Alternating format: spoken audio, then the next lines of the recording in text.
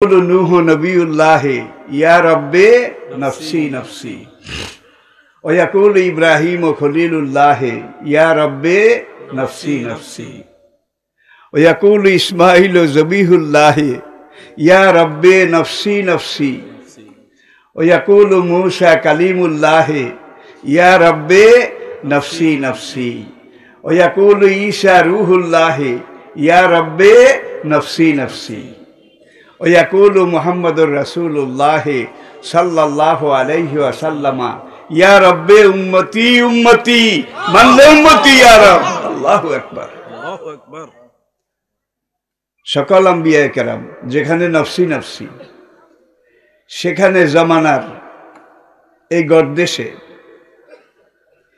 এমন কিছু ইসলামের নামে মারিফতের নামে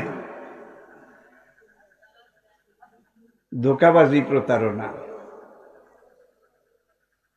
আমার মরণকালে ঢোলবাসি বাজাইও তরিকার ভাইও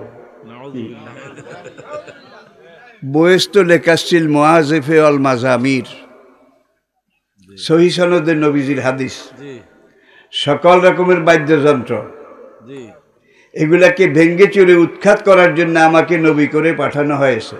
আল্লাহু আকবার সুবহানাল্লাহ। এখন কোন পীর যদি বলে আমার মরণকালে ঢোলবাসি বাজাইও তরিকার ভাইও, নবীরা যেখানে নফসি নফসি সেখানে এগুলার কোনো নলি আছে, পাত্তা আছে, হিসাব আছে? যদি আমার সময় কুলায় উপসংহার শেষ কথা আমি এটার সাথে জুড়ে দেব। সব নবী নফসি নফসি। ইয়াউমা ইয়াকুমুর রূহু ওয়াল মালায়েকাতু সাফফা।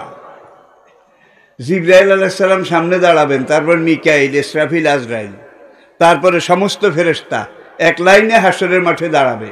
আল্লাহু আকবার। লা ইয়াতাকাল্লামুন। জিবরাইল পর্যন্ত টু শব্দ করার সাহস পাবে না। আল্লাহু আকবার।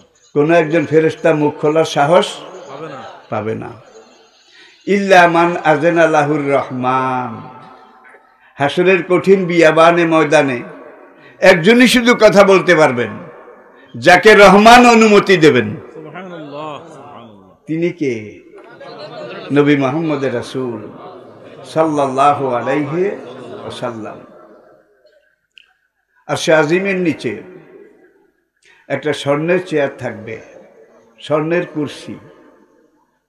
কোরআন যেটাকে বলেছে আসা আইয়া বাসাকা রাব্বুকা মাকামাম মাহমুদা, প্রশংসিত চেয়ার, আসন। এই চেয়ারটার একটা বৈশিষ্ট্য হবে, এই চেয়ারে বসে আপনার নবী, আমার নবী, আমাদের নবী আল্লাহকে যা করতে বলবেন, নবীকে খুশি করার জন্য আল্লাহ তা করবেন। এই চেয়ারটার আরেকটা বৈশিষ্ট্য হবে, এই চেয়ারে বসে নবীজি উম্মতের জন্য যা বলবেন, যে কথা বলবেন, ইয়া মুহাম্মদ ইরফা রাসাকা। আল্লাহু আকবার। আল্লাহু আকবার। আমাদের নবীজি যখন উম্মতি উম্মতি বলে কাঁদবেন, নবীজির কান্নায় আরশ, কুরসি, লৌহ, কলম সবকিছুতে একটা জলজলা কম্পন সৃষ্টি হয়ে যাবে। আল্লাহু আকবার। আল্লাহু আকবার। আল্লাহর রহমতের দরিয়া জোয়ার আসবে।